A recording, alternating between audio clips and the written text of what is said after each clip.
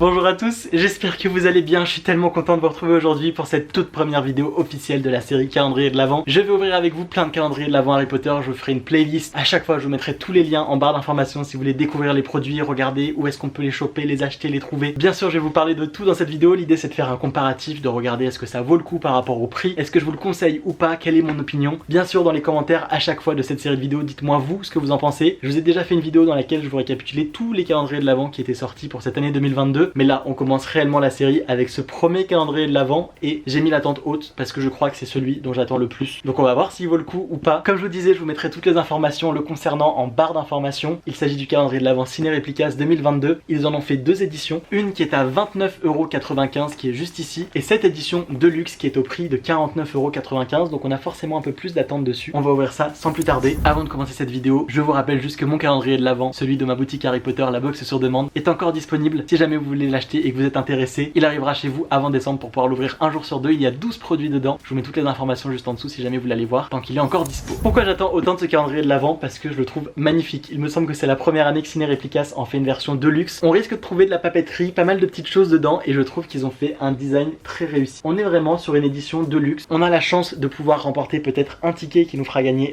l'éclair de feu, à voir s'il est dans celui-ci, même si ça m'étonnerait. Et vraiment comme vous le voyez, on a un petit travail de qualité, même sur le petit bouton pour ouvrir. On a un petit élastique à enlever et je dois vous avouer que j'attends beaucoup de ce calendrier de l'Avent, surtout que vous l'aurez vu derrière, il y en a un pour vous, un petit exemplaire à gagner. Je vous donne rendez-vous sur les réseaux sociaux pour regarder ça. On va voir ce qu'il contient. En tout cas, si j'avais attendu et que je les avais ouverts en décembre, j'aurais kiffé avoir ça sur une table en attendant. Je le trouve très joli et je garderai la boîte, c'est une certitude. On va l'ouvrir et... ah la ficelle n'aura pas tenu très longtemps. On va pas rester sur cette mauvaise impression. Que se passe-t-il? Bon, on va faire sans ficelle du coup, c'est aussi joli et ça amuse Yumi du coup. On ouvre l'intérieur et voici à quoi ressemble le calendrier de l'Avent. Ici on a une petite pluie d'étoiles très mignonne et là on a toutes les cases. Ce que je vais faire, c'est approcher cette table, comme ça on va pouvoir l'ouvrir ensemble de cette manière là. Je suis tellement content de faire cette vidéo calendrier de l'Avent, ça vous fait plaisir. Le retour de cette série, n'hésitez pas à mettre un petit like à cette vidéo et un petit commentaire pour me dire ce que vous pensez du contenu. On va se retrouver enfin sur YouTube 2 fois par semaine, le mercredi et le vendredi. Et honnêtement, à mon plus grand bonheur de pouvoir refilmer des vidéos, je suis trop content. On arrête le blabla et on commence en ouvrant avec la case numéro 1. On est reparti pour la galère de chercher les cases. Voici la case numéro 1. Forcément, il y a tout qui se casse un peu la gueule. Il y a un vrai souci du détail, je comprends le côté Deluxe. Là on est...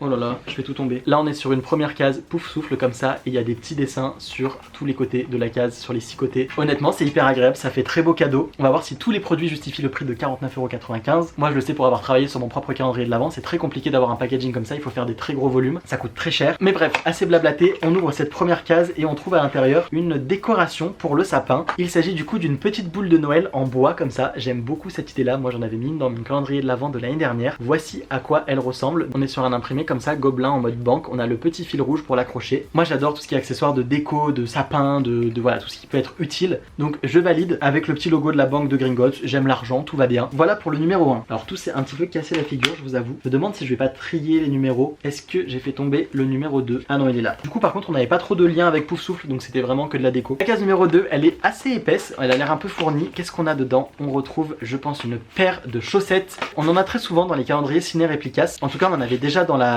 version de celui-ci des précédentes années, donc j'espère qu'on va avoir des petites nouveautés aussi dans celui-ci. On retrouve donc cette paire de chaussettes avec le H de Harry qui est un petit peu dans l'ambiance du pull que Molly lui a tricoté si je dis pas de bêtises. Donc on a les deux, on a une paire identique hein, avec les deux mêmes paires de chaussettes. Personnellement les chaussettes Harry Potter c'est pas ce que je mets le plus, ça peut être utile, c'est ok pour l'hiver, ça peut être en mode cocooning, ça fait Noël, c'est dans l'ambiance, en tout cas c'est pas hors sujet. La case numéro 3 elle est ici, elle est assez conséquente et on a un beau logo de Serpentard, donc je vais en attendre beaucoup. Qu'est-ce qu'on retrouve à l'intérieur? Il s'agit d'une paire de gants cette fois-ci. Je crois que c'était encore une paire de chaussettes. Il s'agit d'une paire de gants Harry Potter avec tout simplement le logo de Poudlard. En termes de taille, je dirais que c'est une taille unique. J'ai pas des très grandes mains, mais en tout cas, ça colle très bien et c'est parfait pour aller juste ici. Franchement, c'est une bonne idée. Ils sont agréables à porter. Est-ce qu'ils marchent sur le tactile? Je ne pense pas, non. En tout cas ça c'est un cadeau utile et moi je paume tout le temps mes gants. On sent un petit peu la matière de l'écusson ici mais c'est pas du tout désagréable. J'ai jamais montré mes mains en vidéo. Voici à quoi ressemble le petit écusson. Très sympa en tout cas, je suis très content de la case 3. Le 4e jour, on est sur une toute petite case avec Edwige juste là. Est-ce qu'on va être sur un bébé surligneur ou sur un truc comme ça? Et non, il s'agit d'un petit pins. Voici à quoi il ressemble, c'est le pins de la coupe d'Alia Poufsouffle. Il est très mignon. On a le petit badge derrière. J'avoue que personnellement j'aime bien avoir un petit quelque chose en plus du pins, genre une carte ou quelque chose qui va derrière plutôt que juste le pins comme ça tout seul. Et j'espère qu'on aura soit plusieurs Horcrux ou soit qu'on aura un symbole pour les 4 maisons, ce serait plutôt cool. La case numéro 5 juste ici, j'espère surtout moi à chaque fois que le 24 ce soit une case waouh. Dans la case numéro 5 on retrouve deux petites choses, ce sont des tatouages, enfin non pas des tatouages, ce sont des autocollants fluorescents. On a celui-ci avec Poudlard mais on va pas voir grand chose et celui-ci avec le château. Voilà à quoi ça ressemble. Alors bien sûr à chaque fois mes avis sont très personnels, moi ça c'est des choses dont je me sers absolument pas. Je ne vais pas les utiliser, je vais pas les coller, je vais pas les mettre quelque part et je suis pas hyper friand de ce genre de petits goodies là. Ça peut arriver dans quelques cases dans un calendrier de l'avant parce qu'il y a quand même 24 produits à trouver, dans celui-ci en tout cas. Mais j'avoue que ça je suis un petit peu déçu, j'espère qu'il n'y en aura pas 3 différentes. Je m'attendais plutôt à ce genre de petites choses dans le calendrier de l'avant à 30 €, la version petite. La case numéro 6 elle est ici et on a de nouveau un petit Slytherin, un petit Serpentard. Elle est assez légère, on a pas mal de cases légères. Et on retrouve un marque-page, c'est un petit peu tordu, on va le remettre droit. On a en tout cas un marque-page qui nous permet de voir Sirius de différentes manières. On a un truc un peu holographique sympa. Au début j'ai cru que c'était Molly, je sais pas si ça va bien le faire. Je pense que vous le voyez bien, c'est très cool comme effet. Un petit marque-page sympathique, mais ça pareil j'avoue que je l'aurais plutôt vu dans l'autre calendrier de l'avant. La case numéro 7, c'est cette toute petite case avec une petite bougie dessus. Tac tac tac, qu'est-ce que c'est? Il s'agit d'un petit pochon. J'ai peur de retrouver les mêmes produits dans le plus petit calendrier de l'avant. Il s'agit d'un petit chiffon à lunettes comme ceci avec des très jolis logos. Je vous montre un petit peu les logos, voici à quoi ils ressemblent. On a un château de Poudlard, une potion, une baguette, un petit malle. Yumi, ça t'intéresse? Tu le veux? Il est beau hein. J'avoue que personnellement je ne porte pas de lunettes même si on peut nettoyer plein de choses. Je dois vous avouer que pareil ça je ne vois pas trop l'utilité personnellement et je l'aurais pas trop vu dans un calendrier de luxe. Voici la case numéro 8 juste ici. Il s'agit d'un thermocollé, je sais plus comment ça s'appelle, un badge thermocollé. Enfin, en gros on peut le mettre directement sur un vêtement et avec un fer à repasser. Alors je sais pas trop comment ça se passe et je suis pas le pro des DIY, mais ça permet de créer un t-shirt, un sweat, un pull ou ce qu'on veut complètement customisé. Donc je trouve l'idée plutôt cool. J'aime bien cette idée là mais j'ai l'impression qu'on retrouve vachement de produits qu'il y a dans celui-là. En tout cas dans celui qui avait les précédentes années. J'espère juste que quand on ouvrira celui-ci on n'aura pas la mauvaise surprise de retrouver des objets similaires. Mais pour l'instant je mets de côté les produits que j'aime bien et les produits que j'aime un peu moins. Comme ça on fera un bilan ensemble à la fin. La case numéro 9 juste ici, elle est lourde. Qu'est-ce que ça peut être? Je suis obligé de l'ouvrir sans aucune délicatesse. Qu'est-ce que ça va être que ça? Oh trop cool! Ils ont mis une gomme, j'en ai en vente sur ma boutique, j'adore ces petites gommes. Il s'agit de gommes à construire avec différents personnages. On a donc la partie avec la tête, la partie avec le corps et la partie avec la petite écharpe. Donc je vais juste mettre l'écharpe de Gryffondor, hop, ici sur la tête. Donc tout est en gomme, hein. C'est une matière gommable. Personnellement je ne la gommerai pas, mais en tout cas c'est fait pour. Et ensuite que vous voyez bien, on peut coller la tête d'Harry et on obtient une petite gomme comme ça. Ça c'est très sympa, j'adore l'idée, franchement trop cool. Quand il y a un côté ludique et pratique, moi je ne peux que valider. On était au 9, je me rappelle plus. En tout cas je vais passer au 10 qui est juste ici. On est cette fois-ci sur... Ça a l'air d'être dans la même matière, qu'est-ce que c'est? On a de nouveau un petit sachet, il s'agit de... C'est des gommes? C'est quoi? Ah c'est la suite de Harry. On a la suite du personnage, donc on doit lui rajouter le choix-peau juste là. On peut lui rajouter Edwige, non, la lettre pour Poudlard dans la main. On peut lui rajouter la baguette dans la main, ça c'est bon. On va la mettre vers le haut et on peut lui rajouter du coup la lettre pour Poudlard. Alors ça tient pas très bien. Ok, hop, je me disais aussi qu'il avait un trou dans la tête. Ça tient pas ultra bien. Mais j'ai réussi, on obtient donc une petite gomme comme ça, je sais pas combien de temps elle peut durer si on l'utilise vraiment, mais je pense un certain moment. Et on a de plus Edwige juste là, si jamais on veut gommer avec Edwige. C'est très mims, je valide. J'aurais encore plus kiffé l'avoir dans un seul jour, mais en vrai ça se comprend, c'est un gros objet donc ça va, en 2 jours c'est ok. On passe à la case numéro 11 ici qui est assez grande, qu'est-ce qu'elle va nous réserver? Toujours un très beau design. On est sur un porte-bagages Harry Potter, on a le petit logo de Poudlard juste ici. Et on a derrière de quoi inscrire son nom si jamais on voyage sur une valise, dans le train, en avion, en bateau, je ne sais pas. Avec la possibilité de l'attacher avec le petit cordon qui est juste ici. Je vais faire tomber tout le monde. J'ai tout trié dans l'ordre que j'aurais dû faire depuis le début. On passe donc à la case numéro 12 et on arrive à la moitié de ce calendrier de l'avant. On a un petit bloc-notes Harry Potter. Je ne sais pas pourquoi il a été suremballé. Hop, on enlève. Des fois on est obligé, parce que sinon les produits arrivent abîmés ou dans un sale état. Voici donc le petit carnet de notes avec le petit logo de Poudlard, la petite Edwige en haut. C'est mignon.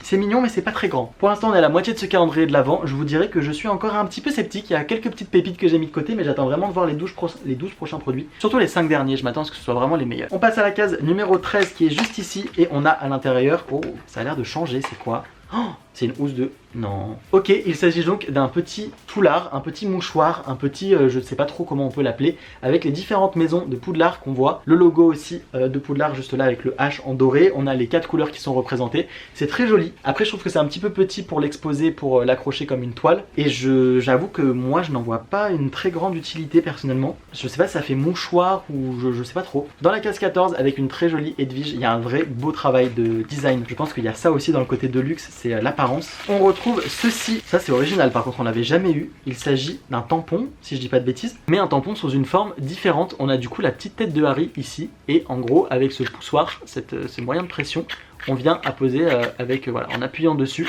la tête de Harry. Ça doit être avec de l'encre, ouais, je pense. La case numéro 15, elle est toute petite, mais peut-être qu'elle nous réserve une grande surprise. On retrouve un porte-clés d'Edwige. En case numéro 16, on trouve une seconde paire de chaussettes, et cette fois-ci c'est une paire de chaussettes qui fait vraiment Harry Potter. Ce sont des sockets, elles sont basses. On a le logo des reliques de la mort, le logo de Poudlard, des petits cerfs, des petits flocons de neige. Là on est vraiment dans un mood de Noël, dans un mood de plaid chocolat chaud et film de Noël. Voici la case 17 qui est assez grande, mais j'ai l'impression qu'elle a un tout petit truc dedans. Oh, trop bien. Oh, ça c'est génial. Ça, alors ça c'est un produit, j'adore, j'adore, j'adore. On peut construire ses propres Lorgno Spectre. Oh, ça j'aime beaucoup. À la Luna Lovegood là comme ça. On a deux petites encoches juste ici que je vais délicatement enlever. J'adore, j'adore, j'adore, j'adore. Et du coup on peut les mettre juste comme ça. Oh, ça me donne envie de refaire la miniature de cette vidéo. Ça c'est une trop bonne idée, ça j'aime trop. Dans une collection en plus ça va être grave sympa. C'est un tout petit peu fragile ici parce qu'ils étaient obligés de le plier pour des questions logistiques, mais c'est très sympa. La case 18 avec la petite choco-grenouille.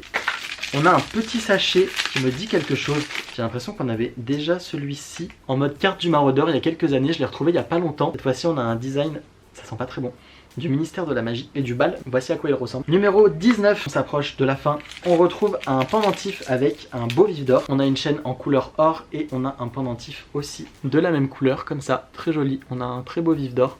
Très fin, très distingué, très raffiné, très sympa. Le numéro 20, on approche des dernières cases. On est sur un décapsuleur avec la petite baguette de Harry juste ici. Alors je vous avoue, je m'attendais pas à avoir un décapsuleur, mais pourquoi pas. La numéro 21, il s'agit, je crois que ça ressemble aux années précédentes, quand il y avait un espèce de ballon à gonfler. Ouais, c'est ça. Le ballon, je comprends pas trop, mais en même temps, je trouve que c'est assez original. C'est les seuls à proposer un ballon comme ça qui se gonfle. On a Edwige dessus. Le seul problème, c'est qu'il faut aller après trouver le truc pour pouvoir le gonfler et tout ça.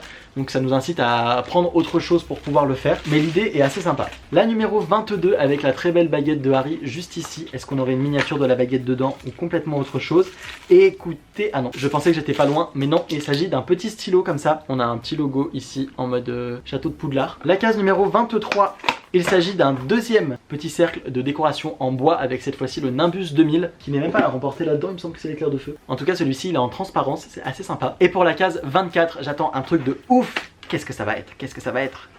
Il s'agit d'une troisième paire de chaussettes, si je dis pas de bêtises. Des chaussettes longues cette fois-ci. On est sur un logo vif d'or qui change un petit peu de ce qu'on a d'habitude. Ça fait un assez joli vif d'or. Voici à quoi ça ressemble. Et voici pour ce calendrier de l'Avent. Pour vous donner mon avis en toute honnêteté, c'était la première année du coup qu'il y avait un calendrier de l'Avent Harry Potter de luxe. Je vous avoue être un tout petit peu déçu parce que j'ai l'impression de retrouver pas mal de produits qui sont dans le calendrier de l'Avent classique. Il y a certains produits qui sont complètement démarqués pour moi, que ce soit les petites Lorgno Spectre qui sont très sympathiques. J'aime bien les décorations de Noël, j'ai bien aimé la gomme comme ça. Je trouve que le pendentif est assez joli. Le petit pochon est sympa. Par contre on a 3 paires de chaussettes différentes qui sont assez cool, mais j'aurais kiffé avoir une paire de chaussettes et 2 autres petites idées. Le décapsuleur, pourquoi pas. Les gants c'était une très bonne idée. Ça c'est les petites décos. Le pin c'était très joli. Je suis content qu'il n'y en ait eu qu'un et pas 15 pins différents. Après il y a des choses que je vais pas trop utiliser. Par exemple ce petit foulard là. Le truc pour les bagages, je vais sûrement l'utiliser. Il était avec eux. Tout ce qui est le petit stylo comme ça, le tout petit porte-notes, le petit marque-page comme ça. En fait j'ai besoin vraiment de voir l'autre calendrier de l'Avent pour me rendre compte s'il y a une vraie différence entre celui-ci et l'autre. Est-ce qu'on a vraiment des produits plus quali ou pas. Maintenant que vous avez un petit peu l'idée du calendrier de l'Avent, vous pouvez vous faire une idée de s'il vaut le coup ou pas.